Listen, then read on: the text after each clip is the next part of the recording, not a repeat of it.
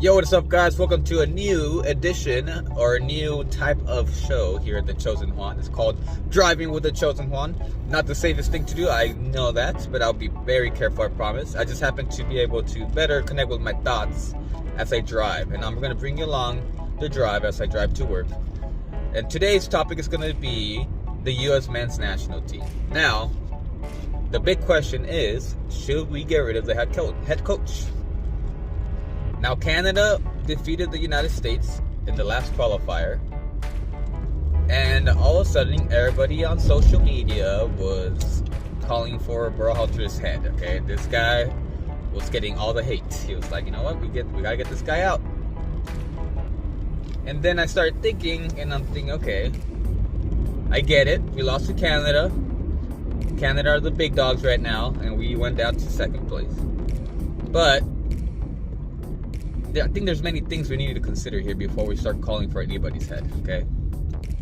First thing to consider is, which I think happens a lot, is that we get short-term amnesia for us U.S. men's national team fans. And what I mean by that is that we forget that this same guy that we're asking for his head is the same guy who took us to become champions on 3 different occasions, beating Mexico all 3 times, okay? Back then, we were all happy with him, saying Berhalter's doing great, he's awesome, never seen the U.S. national team as good as this one in years, and everything was fine and dandy. And then we lose to Canada, and all of a sudden, the opinions shifted quite drastically, which in my opinion, I don't think is, it's not fair. The guy has taken us to win 3 different tournaments against Mexico. Also, we defeated Mexico in the qualifier. And pretty much the only flaw so far is that we lost to Canada. Now, let's not take credit away from Canada, okay? Because this Canadian team is doing things they haven't done in decades, maybe perhaps even ever. Let's not take any merit away from Canada. They are playing good. This Canadian side is a good team. So, what's the problem? Is it because the U.S. head coach is not doing his job? Or is it just that Canada's playing really well and we just happen to play against a team that we were not as good as? It might be a different case. It might be something else. But in my opinion, I think that it's just also Canadian side that was stronger than usual. Sorry, pardon the sirens here. Ruined my video. But I don't think that it was all Berhalter's fault either. Like, he's playing a soccer, he's playing a team that's doing pretty well considering everything. Yeah, the table's pretty tight right now for the qualifiers, but I still think that Canada, the US, and Mexico are all going to make it to the World Cup. I don't think there's any doubt about that, unless we somehow mess up so badly in the next qualifier games. But in reality, I don't think that's going to happen. I think that's where we're going to be able to pull it off, and we're probably going to be able to smooth right through the rest of the qualifiers, and then everybody's going to be happy. And the problem is that if we get rid of the coach right now, guys, the World Cup is this year. I feel like sometimes we forget about that.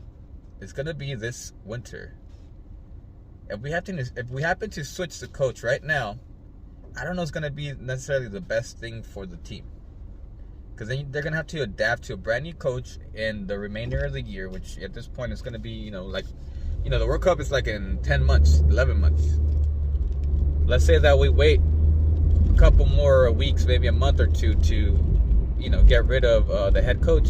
Then we're going to have to adapt to this new coach that comes in, and we only have a couple months before the World Cup. I don't think that's the best move. I think that, yes, we were bested by a Canadian side that has played the best soccer they have probably ever played.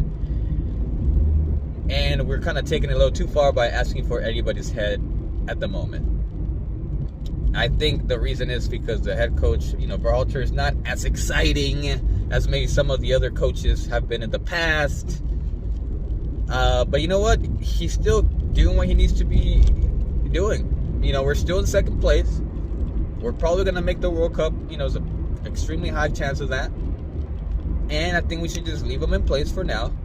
Let him ride this World Cup and see how it goes. And obviously, if the World Cup does not go extremely well, then yeah, you get rid of them. And then we have 4 more years before the World Cup here in the United States, so we'll be able to work something out and hopefully become that team that we know we can become. Because the team right now is very good. We have a lot of young, talented players who know how to play the sport very well. There's a lot of them in Europe, which is good as well, because their level is obviously elevated because of that. And I think it's going to be like a long-term project, not only for the U.S., also Canada, where these young players are going to only get better with time. And let's just kind of write it out, see how it does. If Berhalter does, really bad in the World Cup, then yeah, we get rid of him, we get a new head coach, and we kind of start from there. But for now, I think that asking for his head is a little bit too much, at least in my opinion. But that's just me. Let me know what you guys think of the whole situation with the head coach for the U.S. national team. There's another qualifier today, so we'll see how they do. But I do think that right now we shouldn't be asking for anybody's head. We got to have some patience. It is a World Cup year, and shifting the whole scenario by getting rid of the head coach and getting a new one when we only have a couple of months to the World Cup, it's a little extreme for me. I think we got to have some patience. All right, so let me know what you guys think in the comments down below. I say let's keep the guy until the end of the year, until the World Cup, and then we'll go from there. All right, guys. The Chosen One here. Thank you for driving with me. I'll catch you guys on the next video, all right? Peace out.